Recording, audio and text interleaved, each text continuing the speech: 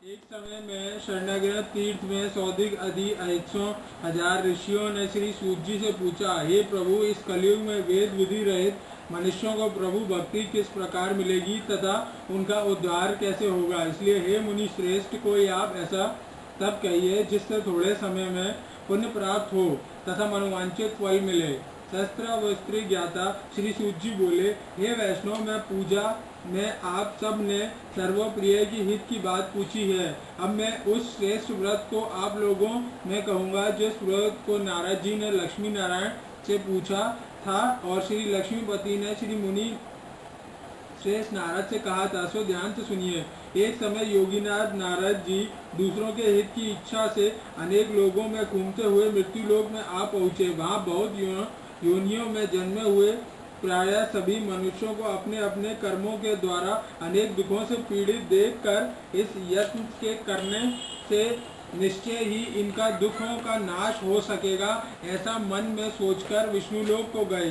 वहाँ श्वेत वस्त्रधारी और 4 भुजाओं वाले नारायण को नमस्कार देखकर स्तुति करने लगे। हे भगवान, आप अत्यंत शक्ति से समर्थ मन तथा वाणी भी आपको पा नहीं सकती। आपका आदि मध्य और अंत नहीं है। निर्गुण स्वरूप श्रेष्ठ के आदि भूत या भक्तों के दुखों को नाश करने वाले हैं। आप मेरा नमस्कार स्वयं ग्रहण करें। नारद जी इस प्रकार स्तुति सुनकर विष्णु भगवान जी बोले, हे मुनि श्रेष्ठ, आपके मन में क्या है? आपका यहाँ किस काम से आगमन हुआ है? निसंकोच कहिए। तब नारद जी बोले, मृत्यु लोकों में सब मनुष्यों को जो अनेक योनियों में पैदा हुए हैं, अपने अपने कर्मों के द्वारा अनेक प्रकार के दुखों से दुखी हो रहे हैं। हे नाथ, मुझ पर दया रखते हुए यह बतलाइए कि उन मनुष्यों के सब दुखों थोड़े से ही पर्यंत के कैसे दूर हो सकते हैं। श्री विष्णु भगवान जी बोले, हे नारद, मनुष्यों की भलाई के लिए तुमने ये बात पूछी है। जिस काम के करने से मनुष्य मोह से छूट जाता है वह मैं कहता हूँ, सुनो। बहुत पुण्यों को देने वाला स्वर्ग तथा मनुष्य लोक दोनों में दुर्लभ एक व्रत है। आज मैं प्रेमवश होकर तुमसे कहता हूँ, श्री सत्यनारायण जी का व्रत अच्छी तरह विधि पूर्वक करने मनुष्य तुरंत ही वहाँ सुख भोग कर अंत में मोक्ष को प्राप्त होता है। श्री विष्णु भगवान के वचन सुनकर नारद जी ने पूछा कि इस व्रत के करने का क्या फल है, क्या विधान है और किसने यह व्रत किया है और किस दिन यह व्रत करना चाहिए? कृपा करके विस्तार से बताइए। श्री विष्णु भगवान बोले, दुख शोक आदि को दूर करने वाला, धन धान्य को बढ़ाने वाला, सौभाग्य तथा संतान को देने वाला,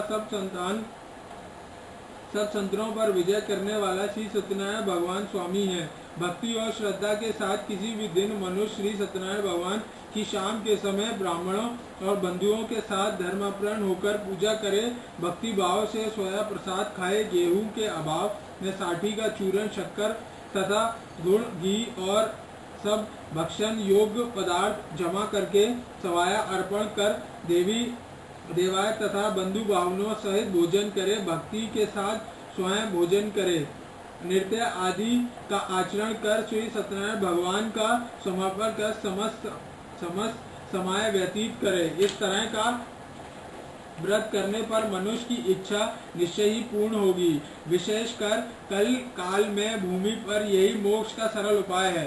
बोलो श्री सत्यनारायण भगवान की जय। दूसरा अध्याय प्रारंभ। सूत जी बोले, हे ऋषियों, जिसने पहले समय में इस व्रत को किया है उनका इतिहास कहता हूँ, ध्यान से सुनो। सुंदर काशी नगरी में एक आदि निर्धन ब्राह्मण रहता था। वह भूख और प्यास से बेचैन हुआ नित्य ही पृथ्वी पर घूमता था। ब्राह्मण को प्रेम करने वाले भगवान ने ब्राह्मण का दुखी होकर देखकर बूढ़े ब्राह्मण का रूप धर कर उनके पास जाकर आदर के साथ पूछा, हे विप्र, तू नित्य दुखी हुआ पृथ्वी पर घूमता है। हे श्रेष्ठ ब्राह्मण, ये सब मुझसे कहो, मैं सुनना चाहता हूँ। ब्राह्मण बोला, मैं निर्धन ब्राह्मण हूँ, भिक्षा के लिए पृथ्वी पर घूमता हूँ। हे भगवान, यदि आप इसका उपाय जानते हैं तो कृपा करके बताएं। विद्य ब्राह्मण बोला कि श्री सत्यनारायण भगवान मनोवांछित फल देने वाले हैं, इसलिए हे ब्राह्मण, तू उनका पूजन कर, जिनके करने से मनुष्य सब दुखों से मुक्त होता है। ब्राह्मण को व्रत का विधान बनाकर बूढ़ा ब्राह्मण का रूप धारण किए सत्यनारायण भगवान अंतर ध्यान हो गए। जिस व्रत को वृद्ध ब्राह्मण ने बतलाया है मैं उसको करूँगा, यह मन में निश्चय करने के नींद नहीं आई।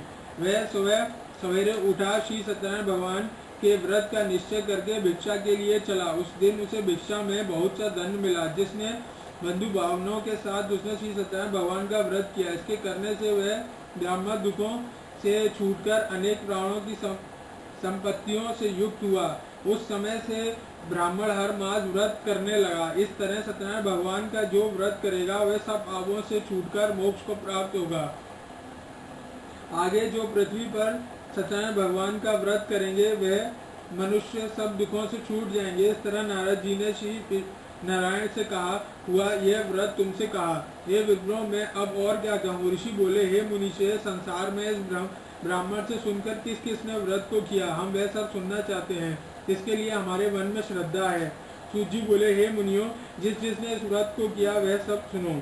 एक समय वह ब्राह्मण धन और ऐश्वर्य के अनुसार बंधु भावनों के साथ व्रत करने को तैयार हुआ।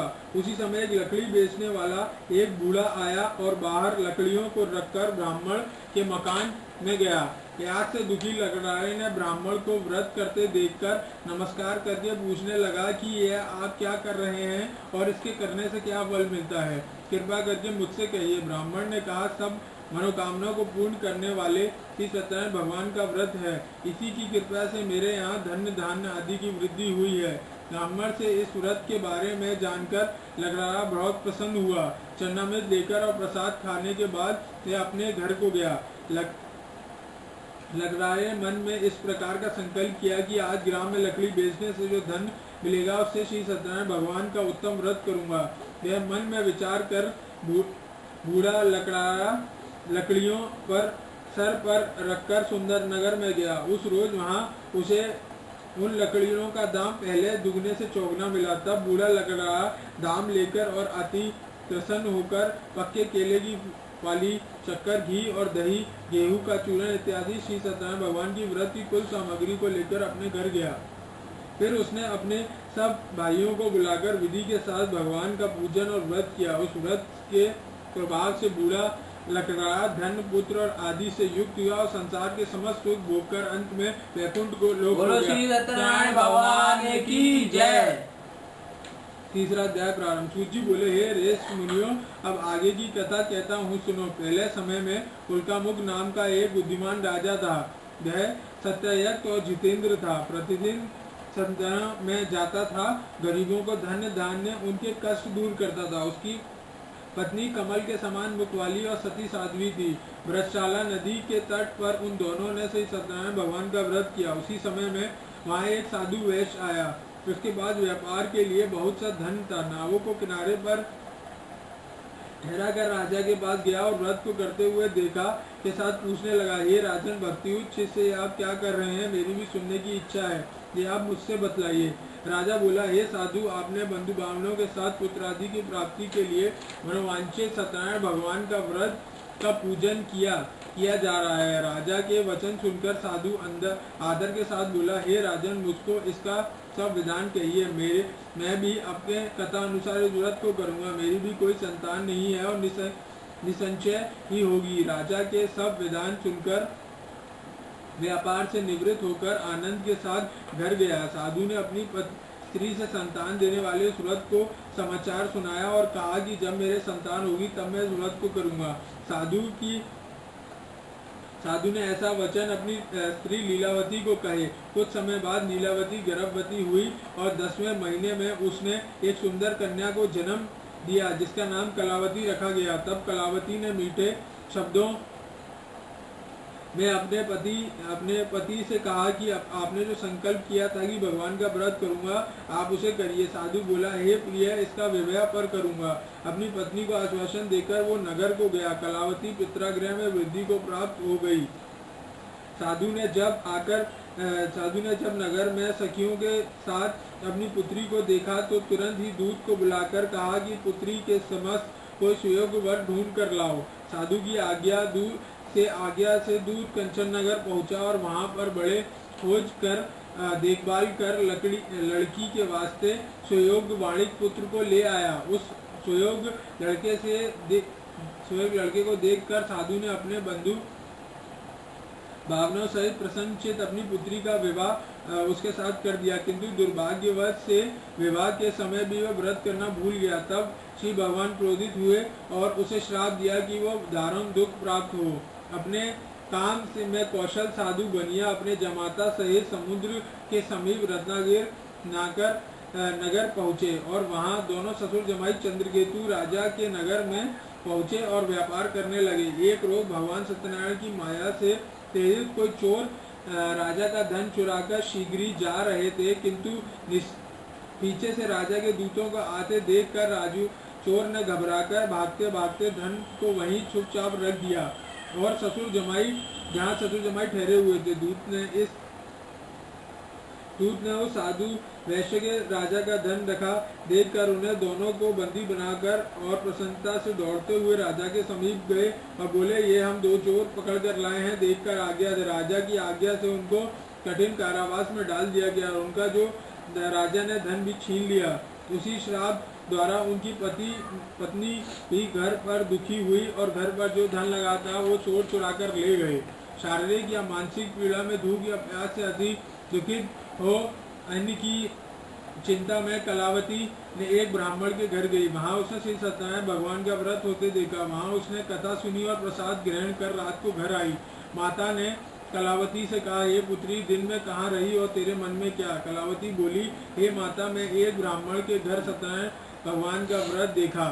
कन्या का वचन सुनकर लीलावती सत्यनारायण भगवान के पूजन की तैयारी करने लगी। लीलावती ने परिवार और बंधुओं सहित भगवान का पूजन किया और यह वर मांगा कि पति और दामाद शीघ्र ही आ जावे और प्रार्थना की कि हम सब की अपराध को क्षमा करें। सत्यनारायण भगवान इस व्रत से संतुष्ट हो गए और राजा चंद्रकेतु को सपने में दिखाई दिए और कहा कि हे राजन, दोनों बंधु वैष्णव को प्रातः ही छोड़ दो और उनका जो धन लिया है तुम उन्हें वापस कर दो, वरना तेरा धन्य पुत्र सब नष्ट कर दूंगा। राजा को ऐसा वचन सुनाकर भगवान अंतर्ध्यान हो गए। प्रातःकाल राजा चंद्रकेतु ने सभा में अपना स्वप्न सुनाया और दोनों बालिक पुत्रों को कैद से मुक्त कर सभा में बुलाया। दोनों ने आते ही राजा को नमस्कार किया। राजा मीठे वचनों से बोला, हे महानुभाव, भाग्यवश ऐसा कठिन दुख प्राप्त हुआ है, अब कोई भय नहीं है। ऐसा कहकर राजा ने उनको नए नए वस्त्र आभूषण पहनाए तथा उनका जितना धन लिया था उससे दुगना देकर उन्हें विदा किया। दोनों वैश्य अपने घर को चल दिए। बोलो श्री सत्यनारायण भगवान की जय।